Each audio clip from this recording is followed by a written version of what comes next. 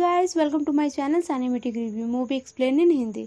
इस वीडियो में हम army of the death movie को एक्सप्लेन करने वाले हैं, जो कि एक हॉरर एक्शन मूवी है और इस मूवी को 70% लोगों ने लाइक किया है। तो मूवी की स्टार्टिंग होती है एरिया 51 से, जहां हम कुछ हाई सिक्योरिटी मिलिट्री कैनवे को देखते हैं, जो कि एक टॉप सीक्रेट कंटेनर को कहीं ले जा रहे होते हैं।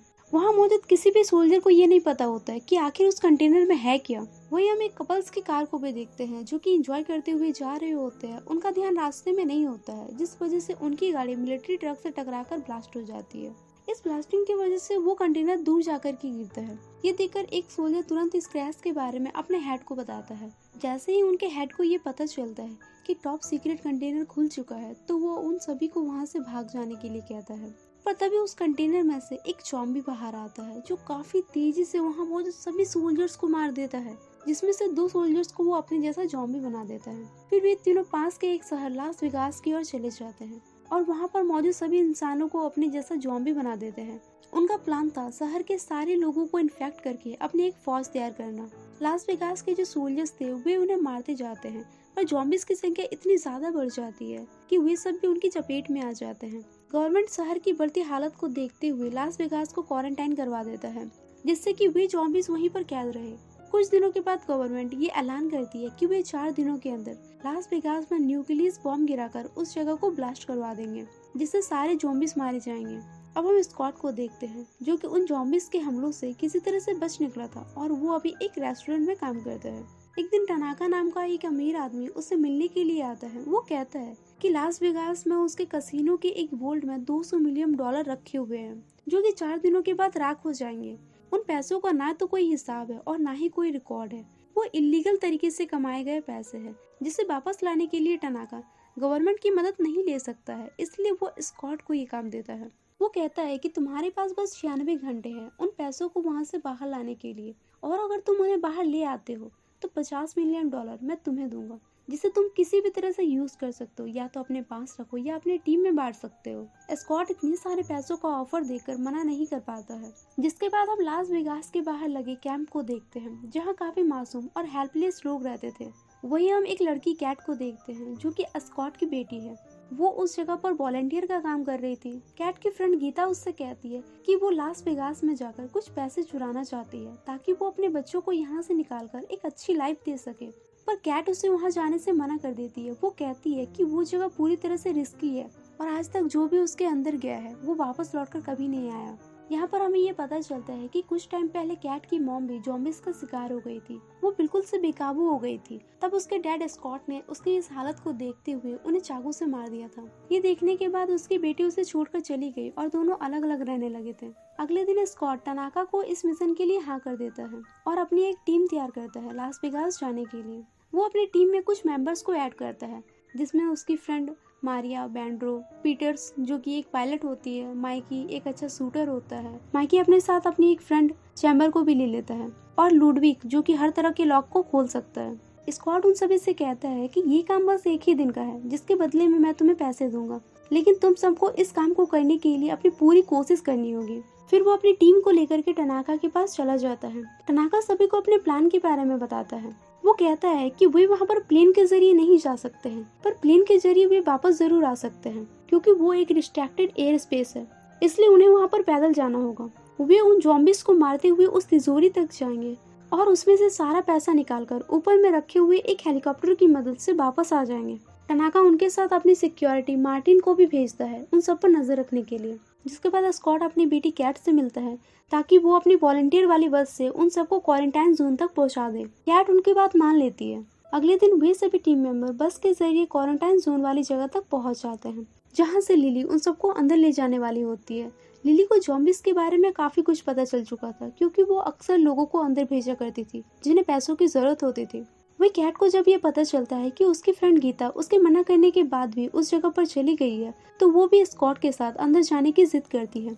वो कहती है कि या तो वो अपने साथ उन्हें ले जाए या फिर उनके बाद वो चुपके से अंदर चली जाएगी। चूंकि अंदर काफी ज्यादा खतरा होता है, इसलिए स्कॉट को ना चाहते हुए भी उसकी बात माननी पड़ती है। लिली को अंदर का माहौल पहले से ही पता था, इसलिए वो अपने साथ एक सिक्योरिटी को ले लेती है, जो कि काफी बदतमीज इंसान होता है। फिर वे सभी एक कंटेनर से होते हुए ज़ॉम्बी जोन के अंदर चले जाते हैं, जहाँ पर वे लाखों ज़ॉम्बीज की लाशें देखते हैं, जिनकी बस हड्डियां बची होती है।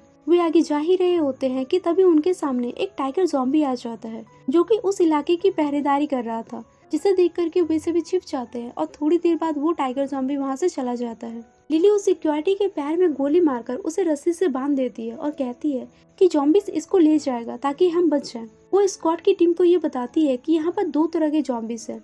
कुछ ज़ॉम्बीज़ काफी ज्यादा डम है और कुछ बहुत ज्यादा इंटेलिजेंट है, जिनका मुकाबला हम नहीं कर सकते हैं। इसलिए हम इस सिक्योरिटी को उन्हें भेंट के रूप में देंगे और बदले में वो हमें परेशान नहीं करेगा। हम आराम से अंदर जाकर के अपना काम कर सकते हैं। उस सिक्योरिटी की आवाज सुनकर के वहाँ पर एक फीमेल ज़ॉम्बी आ जाती है जो कि उन सभी ज़ॉम्बीज़ की क्वीन होती है। उसके साथ और एक ज़ॉम्बी होता है जो कि उस सिक्योरिटी को लेकर के ओलंपिस बिल्डिंग में चला जाता है, जहाँ पर उनके जैसे और भी बहुत सारे ज़ॉम्बीज़ मौजूद थे।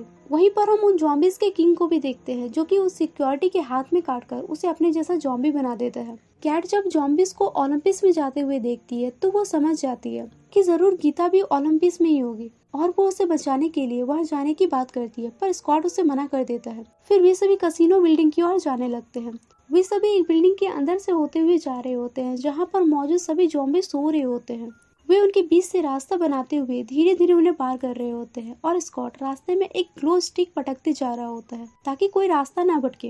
रास्ते में मार्टिन और चैम्बर के बीच बहस हो जाती है, जिसका बदला लेने के लिए मार्टिन उस ग्लो स्टिक को दूसरी ओर फेंक देता है। चैम्बर उस ग्लो स्टिक का पीछा करते हुए गलत रास्ते में चली जाती है, जहां वो कुछ ज़ॉम्बीज़ को जागते हुए देखकर उसे मारने लगती है। उसके गोलियों की आवाज सुनकर के वहां मौजूद सभी ज़ॉम्बीज़ जाग जाते हैं। चैम्बर उन सभी ज़ॉम्बीज़ को मारती जाती है। इसी बीच सभी टीम मेंबर उस बिल्डिंग से बाहर निकल जाते हैं और मार्टिन बिल्डिंग का दरवाजा बंद कर देता है, जिससे चैम्बर अंदर ही रह जाती है। पर फिर भी वो किसी तरह कांच तोड़ करके बाहर निकल ही जाती है, पर तब तक वे ज़ॉम्बीज़ उसे काट चुके होते हैं। वे समझ जाती है कि वो अब वहाँ से नहीं निकल सकती है, इसलिए वो अपने फ्रेंड से कहती है कि वो उसे मार दे। फिर उसका फ्रेंड माइकी उसके पीछे रखे हुए गैस कैन को शूट कर देता है, जिससे वो ब्लास्ट हो जाता है और इसमें चैम्बर के साथ साथ कई सारे ज़ॉम्बीज़ भी मारे जाते हैं। जिसके बाद वे सभी कसिनो तक पहुंच जाते हैं, जहां पर उन्हें एक मैप मिलता है जैसा मैप टनाका ने उन्हें दिया था। ये देखकर के स्कॉट समझ जाता है कि टनाका ने उनसे भी पहले एक टीम को यहाँ पर भेजा था उन पैसों को निकालने के लिए, पर शायद वो बाहर नहीं निकल पाए हैं।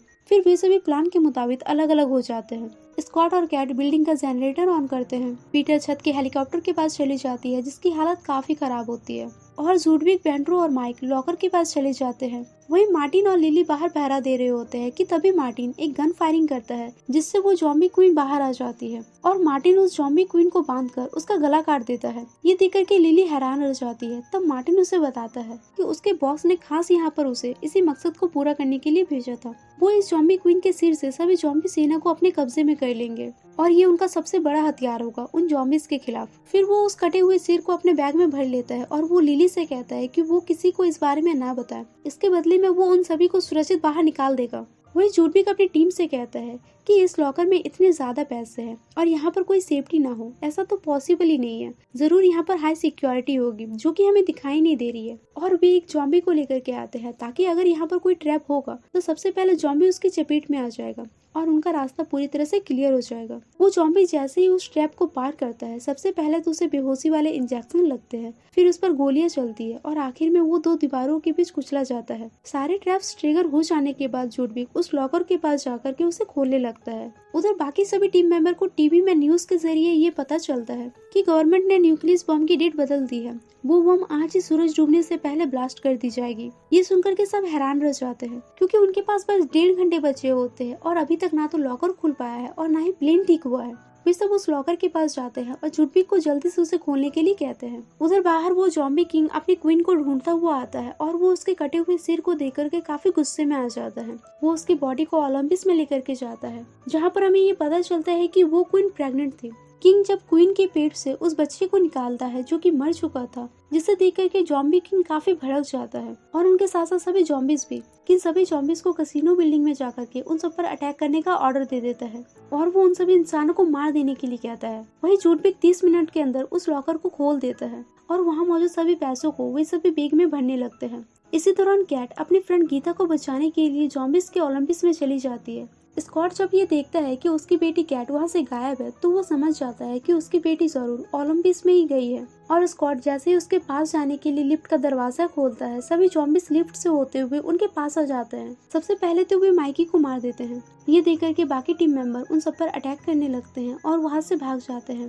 पर उन ज़ॉम्बीज़ का आना बंद नहीं होता है। तब जूडविक और बेंड्रो वहीं पर रह करके उन ज़ॉम्बीज को अंदर आने से रोक रहे होते हैं। वहीं मार्टिन एग्जिट डोर से बाहर निकलकर उस दरवाजे को बंद कर देता है और वो लिली से कहता है कि टनाको को उन पैसों से कोई मतलब नहीं है, उससे कई गुना कीमती तो ज़ॉम्बी क्वीन का सिर है और वो अकेला ही हेलीकॉप्टर लेकर के वहाँ से जाने वाला है। इतना कहते ही वो वहाँ से चला जाता है।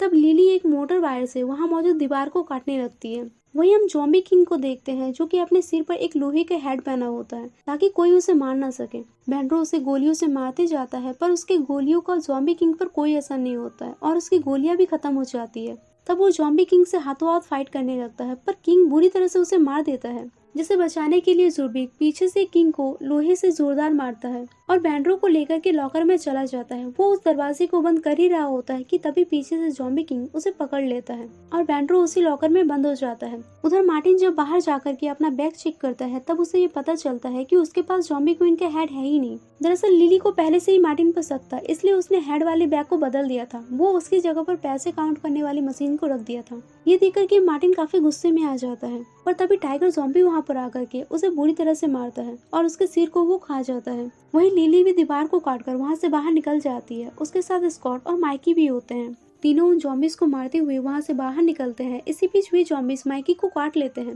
जिससे माइकी ये समझ जाता है कि वो अब यहाँ से बाहर नहीं निकल सकता है। इसलिए वो अपने पास रखे हुए बॉम्ब को ब्लास्ट कर देता है, जिससे उसके साथ साथ कई सारे ज़ॉम्बीज भी मारे जाते हैं। स्कॉट और लिली किसी तरह से हेलीकॉप्टर के पास पहुंच जाते हैं। उनका पीछा करते हुए ज़ॉम्बी किंग भी वहाँ पर आ जाता है, जिसे देख करके लिली ज़ॉम्बी क्वीन का कटा हुआ सिर निकालती है और उसे गन पॉइंट पर रख देती है। वो ज़ॉम्बी किंग को उन सबसे दूर रहने के लिए कहती है, साथ ही पीटर और स्कॉट को वहाँ से निकल जाने को कहती है। वे दोनों हेलीकॉप्टर को लेकर के जा रहे होते हैं। लिली का ध्यान उन पर होता है। तब वो ज़ॉम्बी किंग एक लोहे से लिली को घायल कर देता है, लेकिन मरने से पहले वो ज़ॉम्बी क्वीन के सिर को नीचे फेंक देती है, क्योंकि वो ये जानती थी कि अगर इस सिर को वापस से उसकी बॉडी के साथ जोड़ दिया गया तो ज़ॉम्बी क्वीन वापस से जिंदा हो जाएगी।